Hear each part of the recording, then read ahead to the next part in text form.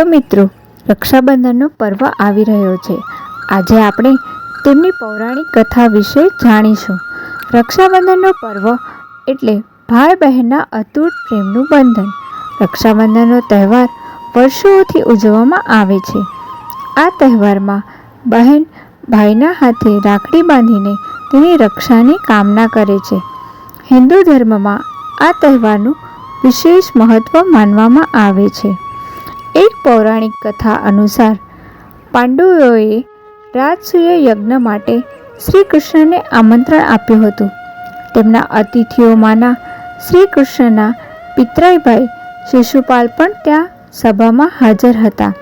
શિશુપાલે ભગવાન શ્રી કૃષ્ણનું ભરી સભામાં અપમાન કર્યું। જ્યારે અપમાન વધી ગયું ત્યારે ભગવાન ખૂબ ગુસ્સે થયા। ભગવાન શ્રી કૃષ્ણએ શિશુપાલનો વધ કરવા સુદર્શન ચક્ર છોડી દીધું। જ્યારે ચક્ર શિશુપાલનું માથું કાપી પાછું ફર્યું ત્યારે તેમની તર્જની આંગળીમાં ઊંડો ઘા થયો। દ્રૌપદીએ ભગવાન શ્રી કૃષ્ણની આંગળી જોઈ પોતાની સાડીના પાલવનો છેડો ફાડીને તેમના ઘા ઉપર બાંધી દીધો। દ્રૌપદીનો આવો સ્નેહ જોઈ ભગવાન ખૂબ પ્રસન્ન થયા।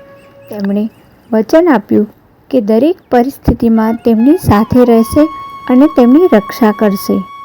વળી એક એવી માન્યતા પણ છે કે દેવરાજ ઇન્દ્ર જ્યારે રાક્ષસો સાથેના યુદ્ધમાં હારી ગયા હતા ત્યારે તેમની પત્ની ઇન્દ્રાણીએ તેમને રક્ષાસૂત્ર બાંધ્યું હતું, જેથી તેઓ વિજયી થયા। એક બીજી પૌરાણિક કથા અનુસાર શ્રી કૃષ્ણ ભગવાને વામન અવતાર લીધો હતો।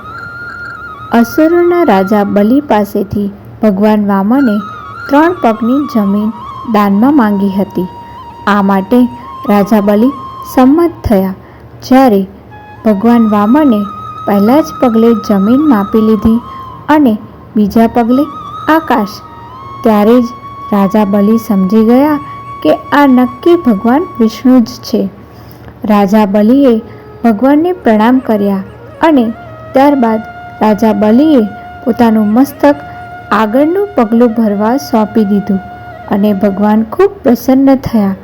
ભગવાને તેમને વરદાન માંગવા કહ્યું। બલિરાજાએ વામન ભગવાનને પોતાના દ્વાર ઉપર ઊભા રહેવાનું વરદાન માંગ્યું અને આમ ભગવાન પોતાના જ વરદાન દ્વારા ફસાઈ ગયા। આ તરફ માતા લક્ષ્મી દેવી ખૂબ ચિંતિત થયા। ભગવાનને વરદાનમાંથી મુક્ત કરવા માટે તેમણે નારદ મુનિની સલાહ લીધી। સલાહ મુજબ માતા લક્ષ્મીજીએ રાજા બલિને પોતાના ભાઈ બનાવ્યા અને તેમને રાખડી બાંધી અને ભેટ સ્વરૂપે ભગવાન વિષ્ણુને રાજા બલિ પાસેથી માંગી લીધા। આમ રક્ષાબંધનનો મહિમા અનંત ગણો વધી ગયો। તો મિત્રો, આ જાણકારી તમને કેવી લાગી મને કમેન્ટ સેક્શનમાં લખીને મોકલાવો। મારી ચેનલને સબસ્ક્રાઈબ કરો અને વિડીયોને લાઈક અને શેર જરૂરથી કરજો। ધન્યવાદ।